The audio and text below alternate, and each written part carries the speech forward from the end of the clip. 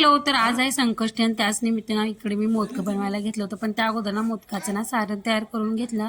त्यानंतर एक गोळा चपातीचा घेऊन ना मोठीशी चपाती लाटून घ्यायची आणि त्याच्या छोट्या छोट्या अशा पुऱ्या करून ना त्यामध्ये ना मोदकाचं सारण भरून छान अशा पाकळ्या करत मोदक बनवून घ्यायचं. आणि त्यानंतर ना मोदकं बनवून घेतले मी भरपूर सारे. आणि त्यानंतर इकडे गरम पाणी ठेवलं होतं, त्यामध्येच ना चाळणी ठेवून छान असे मोदकं भरपूर असं तेल लावून उकडून घ्यायचं, कारण ते जेणेकरून खाली चिकटणार नाही. त्याचबरोबर इकडे आज शेवग्याची शेंगची भाजी होती, भाजी बनवून घेतली, चपात्या देखील लाटून घेतल्या. तसं तर आज चंद्रोदय 10 वाजता होतं, पण मंदिरात जायचं होतं म्हणून लवकर स्वयंपाक बनवून घेतला.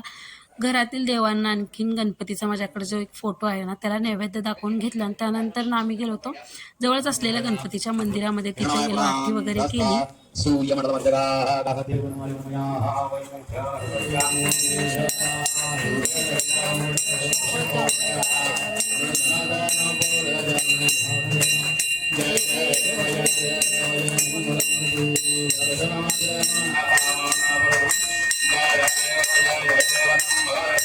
त्यानंतर बाप्पाचं आरती केली, दर्शन घेतलं आणि येताना तिथे भगवद्गीतेचं पुस्तक होतं, तर येताना घेऊन आलो.